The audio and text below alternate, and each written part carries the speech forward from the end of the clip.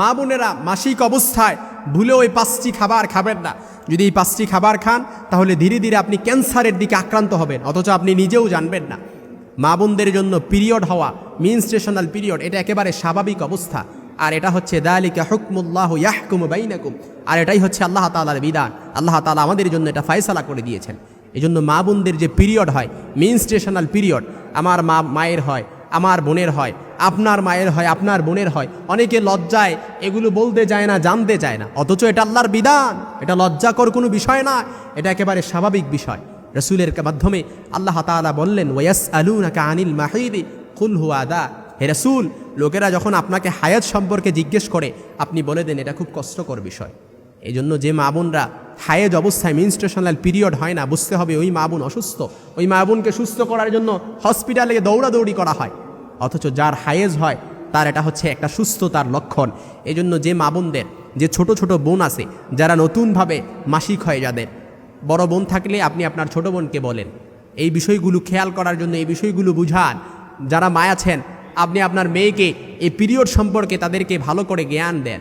এই জন্য যখন কোনো মা বোনদের মাসিক অবস্থায় যখন শুরু হয়ে যাবে, প্রত্যেক মাসে চন্দ্র মাসে যখন মাসিক শুরু হয়ে যায় তাদের, তখন এই 5টি খাবার ভুলেও খাওয়া যাবে না, যেটা মেডিকেল সায়েন্স প্রুভড করেছে, প্রমাণ করেছে। এর 1 নাম্বার হচ্ছে দুধ, চিজ বা দই। এই খাবারটা ভুল করেও খাওয়া যাবে না। দুধ, চিজ বা দই, এটা যদি আপনি খান তাহলে এটার মধ্যে এরকম কোনো অ্যাসিড রয়েছে, হরমোন রয়েছে, যেটা আপনাকে মারাত্মক লেভেলের আপনার ওপরে প্রভাব ফেলতে পারে এবং ধীরে ধীরে আপনাকে ক্যান্সারের দিকে ধাবিত করতে পারে। মেডিকেল সায়েন্স প্রুভড করেছে। 2 নাম্বার যে খাবারটি মাসিক অবস্থায় আমার মা বোনরা খেতে পারবে না, সেটা হচ্ছে জাঙ্ক ফুড। জাঙ্ক ফুড এটা এমনিতেই শরীরের পক্ষে ভালো নয়, কিন্তু মাসিকের সময় যদি এই জাঙ্ক ফুড খাওয়া হয় এটা তো আরও বিপদ ডেকে আনবে, আরও মারাত্মক লেভেলের বিপদ ডেকে আনবে।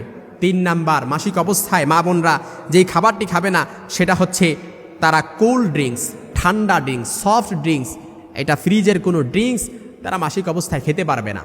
আর এই মাসিক অবস্থায় খাবারটা খাওয়ার ফলে আপনি দেখবেন 5-10 বছর পরে মারাত্মক লেভেলের ক্যান্সারে আপনি আক্রান্ত হয়ে গেছেন।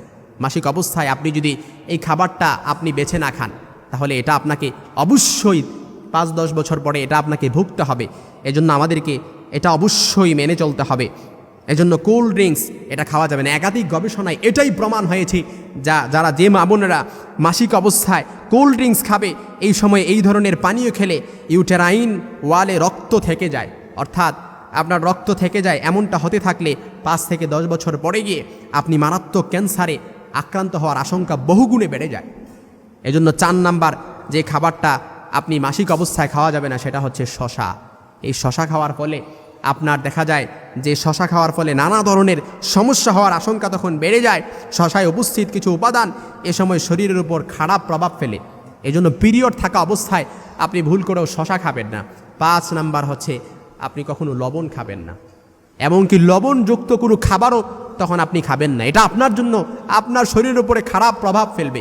এজন্য মা বোনেরা যখন মাসিক হবেন তখন আপনি ঘাবড়ানোর কোনো কিছু নেই। মাসিক হয়ে গেলে আপনি কি করবেন, তখন আপনার শরীরের যত্ন নেবেন। যেই খাবারগুলো নিষিদ্ধ রয়েছে, চিকিৎসা বিজ্ঞান যে খাবারগুলো আপনাকে খাওয়ার জন্য নিষেধ করেছেন, এবং রাসূল সাল্লাল্লাহু আলাইহি ওয়াসাল্লামের সুন্নাহসম্মত কিছু খাবার আছে তিব্বে নববী থেকে, এই খাবারগুলো আপনি বেছে বেছে খান। আপনার শরীর সুস্থ থাকবে। স্বাস্থ্যই হচ্ছে সকল কিছুর মূল। এই সুস্থতায় শরীর কত বড় যে নিয়ামত। সূরাতুর রহমানের মধ্যে আল্লাহ তাআলা তখন বলেছেন, ফাবিআইয়ি আলাኢ রাব্বিকুমা তুকাদ্দিবান। এটি খুলে দেখেন আল্লাহ তাআলা 1 বার নয়, 2 বার নয়, 33 বার আল্লাহ তাআলা কোরআন আল কারীমের সূরাতুর রহমানের মধ্যে এই কথাটি শরীরের ব্যাপারে, নিয়ামতের ব্যাপারে আল্লাহ তাআলা লিপিবদ্ধ করেছেন। ফাবিআইয়ি আলাኢ রাব্বিকুমা তুকাদ্দিবান। তোমরা আমার কোন কোন নিয়ামতকে অস্বীকার করবে, তোমরা আমার কোন নিয়ামতকে অস্বীকার করবে। আর নিয়ামতের ভেতরে সর্বোৎকৃষ্ট, সর্বোত্তম নিয়ামত হচ্ছে খাবার। শরীর সুস্থ থাকবে খাবারের মাধ্যমে, শরীর সুস্থ থাকবে খাবারের মাধ্যমে। এজন্য ওয়াসিহাতাকা কাবলা আন সাকামিক, হাদিসের ভাষায় বিশ্বনবী মুহাম্মদ সাল্লাল্লাহু আলাইহি ওয়াসাল্লাম বলেন, অসুস্থ হওয়ার আগে সুস্থতাকে কাজে লাগান। এজন্য আপনি আপনার শরীরকে সুস্থ করার জন্য আপনার খাবার, যেটা একেবারে নিট অ্যান্ড ক্লিন, নিরেট ক্লিন খাবার লাগবে। ফরমালিন মুক্ত খাবার খেতে হবে।